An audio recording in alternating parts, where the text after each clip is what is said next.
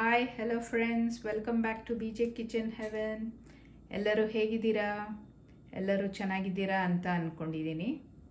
So ಇವತ್ತು ಬಿಸಿಬೇಳೆ ಬಾತ್ ಪುಡಿ ಮಾಡಿ ತೋರಿಸ್ತಾ ಇದ್ದೀನಿ. ಸೊ ಬನ್ನಿ ನೋಡೋಣ ಏನೆಲ್ಲ ಇಂಗ್ರೀಡಿಯೆಂಟ್ಸ್ ತೊಗೊಂಡಿದ್ದೀನಿ ಅಂತ. ಸೊ ನಾನಿಲ್ಲಿ ಗುಂಟೂರು ಆಮೇಲೆ ಬ್ಯಾಡಗಿ ಮೆಣಸಿನ್ಕಾಯಿ 1 ಕಪ್ ಆಗಷ್ಟು ತೊಗೊಂಡಿದ್ದೀನಿ. ಇದೆಲ್ಲ ಸೇರಿ ಒಂದು 300 ಗ್ರಾಮ್ಸ್ ಆಗುತ್ತೆ. ಸೊ ಅದೇ ಪ್ರಮಾಣದಲ್ಲಿ ಕೊತ್ತಂಬರಿ ಬೀಜ ತೊಗೊಂಡಿದ್ದೀನಿ. ಆಮೇಲೆ ಸಾಸಿವೆ ಒಂದು 3 ಟೇಬಲ್ ಸ್ಪೂನ್ ಇದೆ. 2.5 ಟೇಬಲ್ ಸ್ಪೂನ್ ಮೆಂತ್ಯ ಕಾಳು ತೊಗೊಂಡಿದ್ದೀನಿ. ಸೊ ಸಾಸಿವೆ ಎಷ್ಟು ತೊಗೊಳ್ತೀವೋ ಅದು ಅರ್ಧದಷ್ಟು ಜೀರಿಗೆ ಆಮೇಲೆ ಮೆಣಸು ತೊಗೊಬೇಕಾಗುತ್ತೆ. ಸೊ ಜೀರಿಗೆ 1.5 ಟೇಬಲ್ ಸ್ಪೂನ್ ಇದೆ. ಆಮೇಲೆ ಮೆಣಸು 1.5 ಟೇಬಲ್ ಸ್ಪೂನ್ ಇದೆ. ಸೊ ಚಕ್ಕೆ ಸ್ವಲ್ಪ ಜಾಸ್ತಿ ತೊಗೊಬೇಕಾಗುತ್ತೆ. ಆಮೇಲೆ ಲವಂಗ ಚಕ್ಕೆಗಿನ್ನ ಕಮ್ಮಿ ಇರುತ್ತೆ. ಸ್ವಲ್ಪ ಅರಿಶಿನ, ಇಂಗು, ಒಂದು ಮುಷ್ಟಿಯಷ್ಟು ಕರ್ಬೇವಿನ ಸೊಪ್ಪು. ಸೊ ಇದನ್ನು ಈಗ ಸ್ವಲ್ಪ ಎಣ್ಣೆ ಹಾಕ್ಕೊಂಡು ಹುರ್ಕೊಳ್ಳೋಣ. ಅಗಲವಾಗಿರೋ ಪಾತ್ರೆನ ಸ್ಟವ್ ಮೇಲೆ ಬಿಸಿ ಆಗಕ್ಕೆ ಇಟ್ಟಿದ್ದೀನಿ. ಸೊ ಅದು ಬಿಸಿ ಆದಮೇಲೆ ಒಂದು 4-5 ಸ್ಪೂನ್ ಎಣ್ಣೆ ಹಾಕ್ಕೊತೀನಿ. ಸೊ ಪಾತ್ರೆ ಬಿಸಿಯಾಗಿದೆ, ಒಂದು 3-4 ಸ್ಪೂನ್ ಎಣ್ಣೆ ಹಾಕ್ಕೊಳ್ಳೋಣ. ಸೊ ಎಣ್ಣೆ ಬಿಸಿಯಾಗಿದೆ. ಈಗ ಇದಕ್ಕೆ ಮೆಣಸಿನ್ಕಾಯಿ ಹಾಕ್ತಾಯಿದ್ದೀನಿ. ಸೊ ಇದರಲ್ಲಿ 2 ಇದೆ, ಗುಂಟೂರು ಆಮೇಲೆ ಬ್ಯಾಡಗಿ ಮೆಣಸಿನ್ಕಾಯಿ. ಸೊ ಗುಂಟೂರು ಖಾರ ಬರುತ್ತೆ, ಆಮೇಲೆ ಬ್ಯಾಡಗಿ ಮೆಣಸಿನ್ಕಾಯಿ ಕಲರ್ ಕೊಡುತ್ತೆ.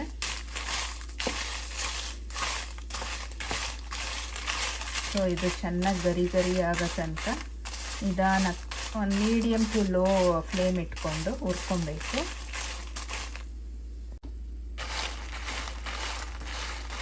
ಸೊ ಇದು ಒಂದು 2-3 ನಿಮಿಷ ಆಗಿದೆ. ಸೊ ಇದು ಒಳ್ಳೆ ಘಮ ಬರ್ತಾ ಉಂಟು. ಸೊ ಇವಾಗ ಇದನ್ನು ಒಂದು ಬೇರೆ ಪ್ಲೇಟ್ ಅಥವಾ ಪಾತ್ರೆಗೆ ಟ್ರಾನ್ಸ್ಫರ್ ಮಾಡ್ಕೊಳ್ಳೋಣ.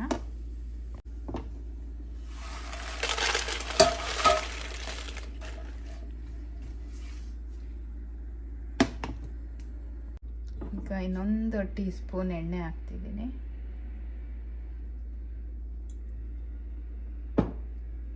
ಸೊ ಈಗ ಅದು ಬಿಸಿಯಾಗಿದೆ. ಧನಿಯಾ ಕಾಳು, ಕೊತ್ತಂಬರಿ ಬೀಜನ ಅದೇ ಥರ ಹುರ್ಕೊಳ್ಳೋಣ.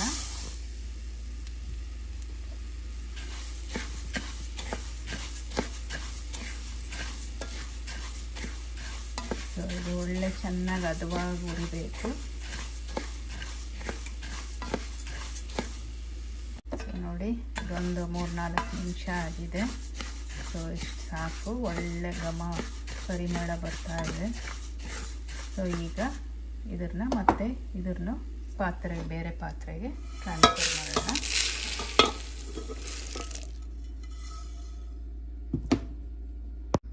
ಸೊ ಈಗ ಸಾಸಿವೆ ಆಮೇಲೆ ಮೆಂತ್ಯ ಹುರ್ಕೊಳ್ಳೋಣ.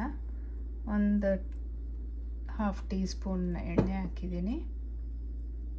ಸೊ ಅದು ಬಿಸಿ ಆದಮೇಲೆ ಇದು ಸಾಸಿವೆ ಆಮೇಲೆ ಮೆಂತ್ಯ ಹುರ್ಕೊಳ್ಳೋಣ. ಸೊ ಸಾಸಿವೆ ಹಾಕ್ತಾಯಿದ್ದೀನಿ.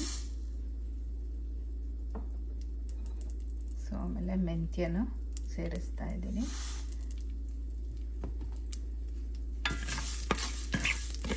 ಇದೇನು ತುಂಬ ಕಪ್ಪೇನು ಮಾಡೋದು ಬೇಡ, ಅದು ಪಟ ಅಂತ ಶಬ್ದ ಬರುತ್ತೆ. ಅಷ್ಟು ಬಂದರೆ ಸಾಕು, ಅಷ್ಟಾದರೆ ಸಾಕು. ನೋಡಿ, ಒಂದು 2 ನಿಮಿಷ ಆಗಿದೆ. ಈಗ ಇದನ್ನು ತೆಗೆಯೋಣ.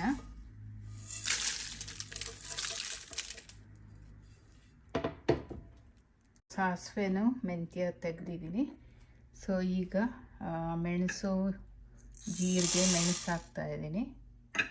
ಸೊ ಜೀರಿಗೆ ಆಮೇಲೆ ಚಕ್ಕೆ, ಲವಂಗ, ಸೊ ಇದೆಲ್ಲ ಒಟ್ಟಿಗೆ ಹಾಕ್ಕೊಂಡು ಹುರ್ಕೊಳ್ಳೋಣ.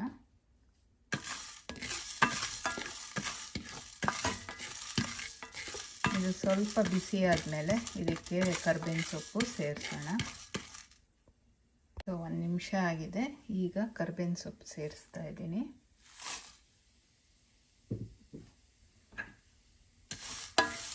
ಸೊ ಇದು ಎಲ್ಲ ಚೆನ್ನಾಗಿ ಡ್ರೈ ಅಪ್ ಆಗಬೇಕು, ಕರ್ಬೇವಿನ ಸೊಪ್ಪು ಎಲ್ಲ. ಸೊ ನೋಡಿ 3-4 ನಿಮಿಷ ಆಗಿದೆ. ಸೊ ಇದು ಸಾಕು. ಈಗ ಇದನ್ನು ತೆಗೆದಿಟ್ಕೊಳ್ಳೋಣ.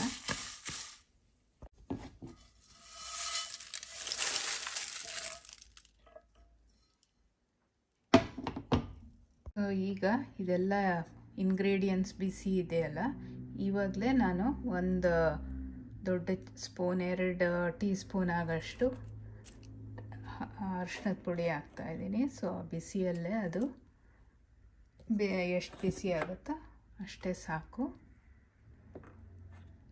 ಆಮೇಲೆ ಸ್ವಲ್ಪ ಇಂಗು ಕೂಡ ಇವಾಗ ಇದ್ರ ಮೇಲೆ ಹಾಕ್ತಾಯಿದ್ದೀನಿ. ಸೊ ಇದನ್ನೆಲ್ಲ ಈಗ ಮಿಕ್ಸ್ ಮಾಡೋಣ.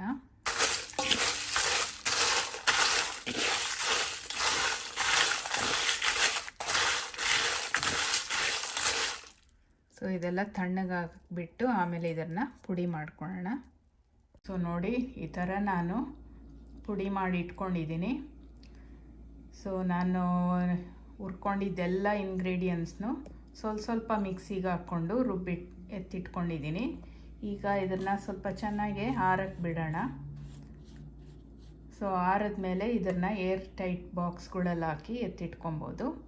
ಸೊ ನಾನು ಹುರಿಯುವಾಗ ಅಥವಾ ರುಬ್ಬುವಾಗ ಒಣ ಕೊಬ್ಬರಿ ಏನೂ ಹಾಕ್ಕೊಂಡಿಲ್ಲ. ಸೊ ನಾನು ಯೂಶಲಿ ಬಿಸಿಬೇಳೆಭಾತ್ ಮಾಡೋ ದಿನ ಫ್ರೆಶ್ ತೆಂಗಿನಕಾಯಿನೇ ಹಾಕ್ಕೊತೀನಿ. ಸೊ ಕೊಬ್ಬರಿ ಎಲ್ಲ ಹಾಕಿದ್ರೆ ತುಂಬ ದಿನ ಇಟ್ಕೊಳಕ್ಕಾಗಲ್ಲ, ಅದು ಸ್ವಲ್ಪ ಮೂಗು ವಾಸನೆ ಬಂದುಬಿಡುತ್ತೆ. ಬೇಕ್ ಯೂಸ್ ಮಾಡೋದಾದರೆ ಹಾಕ್ಕೊಬೋದು. ಸೊ ಇದನ್ನು ತುಂಬ ವರ್ಷಕ್ಕೆ ಮುಂಚೆ ಈ ರೆಸಿಪಿನ ನನಗೆ ನನ್ನ ಫ್ರೆಂಡ್ ಗೀತಾ ಅನ್ನೋರು ಹೇಳ್ಕೊಟ್ಟಿದ್ದು. So thanks Geetha. ನಾನು 20 ಇಯರ್ಸಿಂದ ಇದೇ ರೆಸಿಪಿ ಫಾಲೋ ಮಾಡೋದು. ಸೊ ಯಾವಾಗ ನಾನು ಬಿಸಿಬೇಳೆಭಾತ್ ಮಾಡೋವಾಗಲೂ ನಿಮ್ಮನ್ನು ತುಂಬ ನೆನೆಸ್ಕೊತೀನಿ.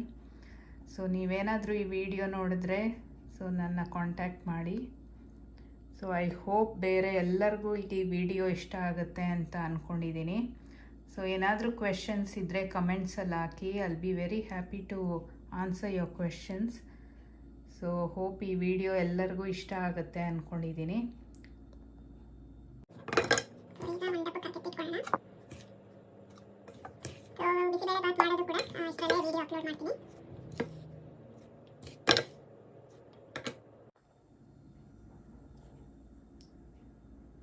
ಸೊ ಮುಂದಿನ ವಿಡಿಯೋಲಿ ಸಿಗೋ ತನಕ ಟೇಕ್ ಕೇರ್. ಬಾಯ್.